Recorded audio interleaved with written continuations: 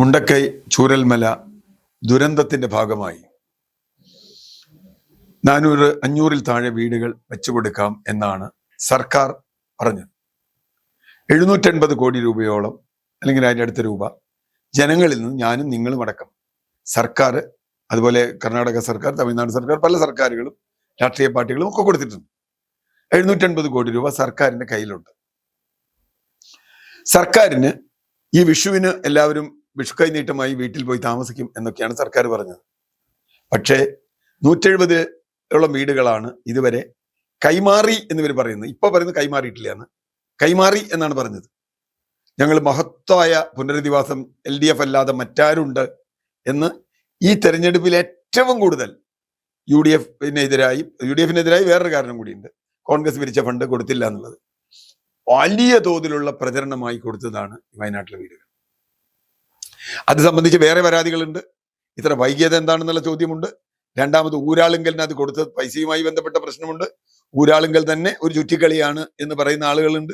ഊരാളുങ്കലിന് ഇത്രയും രൂപ കൊടുക്കണമെന്നുള്ള ചോദ്യമുണ്ട്. ഈ 170 വീട് കഴിഞ്ഞാൽ ബാക്കി 450 വീടും ടൗൺഷിപ്പും കഴിഞ്ഞാലും പിന്നെയും 100 കോടി രൂപ ബാക്കി ഉണ്ടാവും എന്ന കണക്ക് ചോദിച്ച ആളുകളുണ്ട്. അതിനൊന്നും മറുപടിയില്ല. ഏതായാലും മഹാമംഗം നടത്തി വീടുകൾ ഇതാ കൊടുക്കുന്നു, മുഖ്യമന്ത്രി അത് ചെയ്യുന്നു, തെരഞ്ഞെടുപ്പ് പ്രഖ്യാപനത്തിന്റെ തലേദിവസം അതൊക്കെ ചെയ്തു.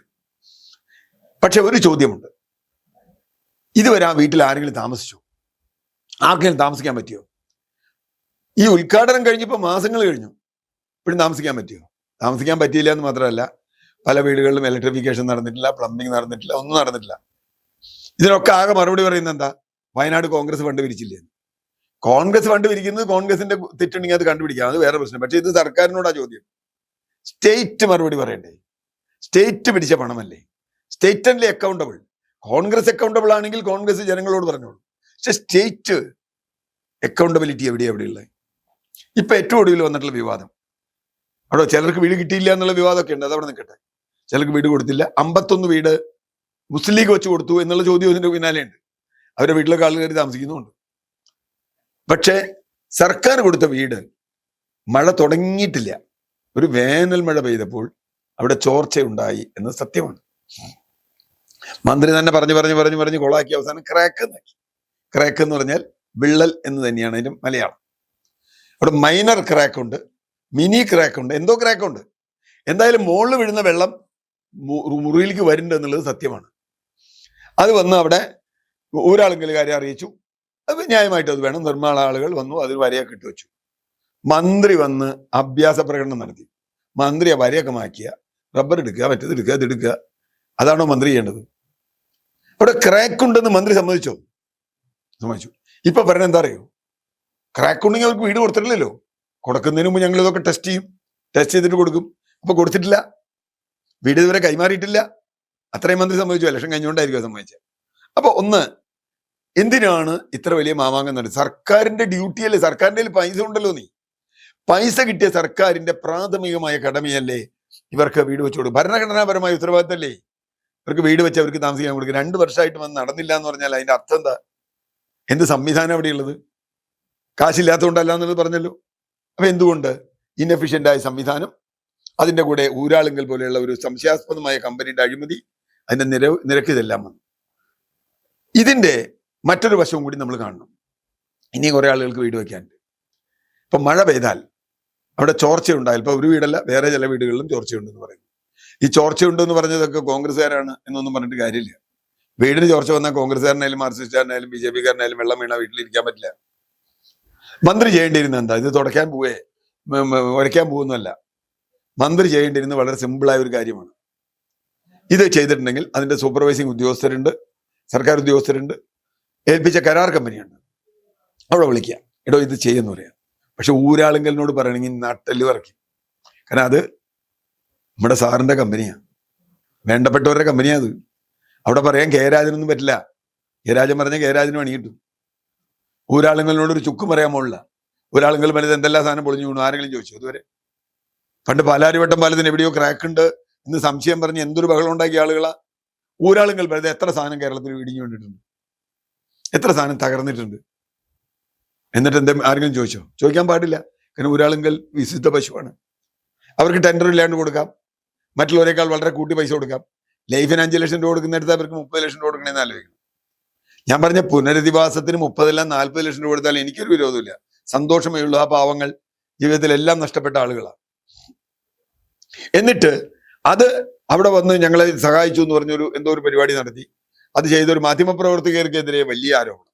എന്തുണ്ടായി അവസാനം? ഇപ്പോൾ അവിടെ ഇനിയും ക്രാക്ക് ഉണ്ടെന്ന് അറിയില്ല, മഴ പെയ്താൽ നമുക്കറിയില്ല, ഇനിയും വെള്ളം വീഴാം, എന്ന് തീർക്കുമെന്നറിയില്ല, എന്നിവർക്ക് താമസിക്കാൻ കഴിയുമെന്നറിയില്ല. ഇത് വലിയൊരു തട്ടിപ്പാണ്. ഈ തട്ടിപ്പ് മുമ്പോട്ട് പോകാൻ പാടില്ല. ഈ തട്ടിപ്പ് മുമ്പോട്ട് പോയാൽ നമ്മുടെ നാട്ടിൽ ഇല്ലാത്ത അവകാശവാദങ്ങൾ ഉന്നയിച്ച് ജനങ്ങളെ പറ്റിച്ച് വോട്ട് പിടിക്കാനുള്ള ഒരു പണി മാത്രമായി പുനരധിവാസം മാറും. തീർച്ചയായും കോൺഗ്രസ് പിരിച്ച പൈസ അവർ ദുരുപയോഗം ചെയ്തിട്ടുണ്ടെങ്കിൽ അവരെ അറസ്റ്റ് ചെയ്ത് ജയിലിലിടണമെന്നേ എനിക്കൊരു സംശയമില്ല അതിനകത്ത്, ആരായാലും പേരില്. പക്ഷെ അവർ പിരിച്ച പൈസ എത്രയാ? ഇവർ പിരിച്ച പൈസ എത്രയാ? ഇവരുടെ കയ്യിൽ എല്ലാ സംവിധാനം ഉണ്ടായിട്ടും എന്താ ചെയ്യാഞ്ഞത്? അത് ഞാൻ മുസ്ലിം ലീഗിന്റെ വീട് പറഞ്ഞു. 50 വീട് 51 വീട് മുസ്ലിം ലീഗ് കൊടുത്തു. ഒരു സർക്കാർ സംവിധാനം അവരിൽ ഇല്ലല്ലോ. എന്നിട്ട് അവർ കൊടുത്തല്ലോ. ഇത് കോൺഗ്രസിന് ബാധകമാണ്, അതിനേറെ സർക്കാരിനും ബാധകമാണ്. സർക്കാരിനെ സംബന്ധിച്ചിടത്തോളം സർക്കാർ ഇതൊരു തെരഞ്ഞെടുപ്പ് വിഷയമാക്കി മാറ്റി. ഇതൊരു തെരഞ്ഞെടുപ്പ് വിഷയമല്ല. രാജ്യത്തുള്ള എല്ലാ സ്ഥലത്തും ബോർഡ് വെച്ചതല്ലേ. ഇപ്പൊ ചിലർ പറഞ്ഞു തെരഞ്ഞെടുപ്പിന് വേണ്ടിയല്ല. അല്ലേ? അങ്ങനെയാണെങ്കിൽ വയനാട്ടിൽ പുനരധിവാസം മുണ്ടക്കൈ ചൂരൽമല ഞങ്ങളല്ലാതെ മറ്റാരുണ്ട് എന്ന് ചോദിച്ചാൽ, ചോർച്ചയുള്ള വീടുണ്ടാക്കാൻ ഞങ്ങളല്ലാതെ മറ്റാരുണ്ട് എന്നാണോ? അല്ലെങ്കിൽ 2 കൊല്ലം കഴിഞ്ഞാലും അവർക്ക് വീട് കയറി താമസിക്കാൻ പറ്റില്ല, അങ്ങനെ ചെയ്യാൻ ഞങ്ങളല്ലാതെ മറ്റാരുണ്ടെന്നാണോ? നാട്ടുകാരുടെ പൈസ പിരിച്ചിട്ട് ടൗൺഷിപ്പിന്റെ അതിന്റെ ഇതിന്റെയൊക്കെ പേര് പറഞ്ഞ് ഒന്നും സംഭവിക്കാതെ ഇരിക്കാൻ ഞങ്ങളല്ലാതെ മറ്റാരുണ്ടെന്നാണോ? അപ്പൊ തീർച്ചയായിട്ടും ഇതിനൊക്കെ തെരഞ്ഞെടുപ്പ് വിഷയമായി, കക്ഷി രാഷ്ട്രീയ വിഷയമാക്കി മാറ്റി രാജ്യത്ത് മുഴുവൻ നടന്ന് വോട്ട് പിടിച്ച് ഇപ്പൊ അത് പൊളിഞ്ഞു വീഴുമ്പോൾ, അല്ലെങ്കിൽ അതിന് അപകടം പറ്റുമ്പോൾ, അല്ലെങ്കിൽ അതിൽ ചോർച്ച ഉണ്ടാവുമ്പോൾ അതിന് കൈ കഴുകുന്നതല്ല. ഇനിയിപ്പോ ഒരു കാര്യമുണ്ട്, ഗവൺമെന്റ് മാറിയാൽ പിന്നെ മന്ത്രിക്ക് പറയാലോ എനിക്കൊരു ഉത്തരവാദിത്തമില്ല, ഞാൻ അന്ന് ചെയ്തു വെച്ചതാണ്, ഇപ്പൊ ചോരുന്നുവെങ്കിൽ പുതിയ ഗവൺമെന്റ് കുഴപ്പമെന്ന് പറഞ്ഞാൽ മതി. ഇനി അവിടെ ചോർന്നാൽ പുതിയ ഗവൺമെന്റ് വന്നിട്ട് ചോർന്നു, മഴ ഇനിയിപ്പോൾ മിക്കവാറും പുതിയ ഗവൺമെന്റ് വന്നിട്ടേ വരുള്ളൂ. അത് LDF ഗവൺമെന്റ് അല്ലെങ്കിൽ അവർക്ക് സുഖമായിട്ട് കൈ കഴുകാം. കണ്ടോ, UDF ഗവൺമെന്റ് വന്നപ്പോൾ അപ്പ ചോർന്നു. മഴ പെയ്തില്ലെങ്കിൽ വെള്ളം ചോരില്ല എന്ന് പണ്ടൊരു തമാശ പറഞ്ഞു. മഴ പെയ്യുമ്പോൾ മാത്രമേ വീട്ടിൽ ചോർച്ചയുള്ളൂ. വയനാട് വീടിനും അങ്ങനെ ആവാതിരിക്കട്ടെ. ആ പാവങ്ങൾ, വളരെ പ്രതീക്ഷയോടെ എല്ലാം നശിച്ച മനുഷ്യർ ഒരു ആശ്വാസം, ഒരു സമാശ്വാസം, അവരുടെ വേണ്ടപ്പെട്ടവരൊക്കെ നഷ്ടപ്പെട്ടതാണ്.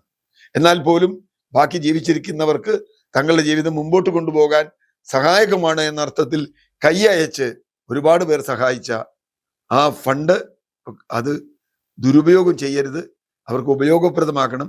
കഴിയുന്നത്ര ഏത് ഗവൺമെന്റ് വരട്ടെ, വരാതിരിക്കട്ടെ, അവരുടെ പുനരധിവാസം ഫസ്റ്റ് പ്രയോറിറ്റിയായി എടുക്കണം എന്നാണ് എനിക്ക് തോന്നുന്നത്. അതിൻ്റെ പേര് രാഷ്ട്രീയം കളിച്ചാൽ അത് നാശമായി പോകും എന്നുള്ളത്.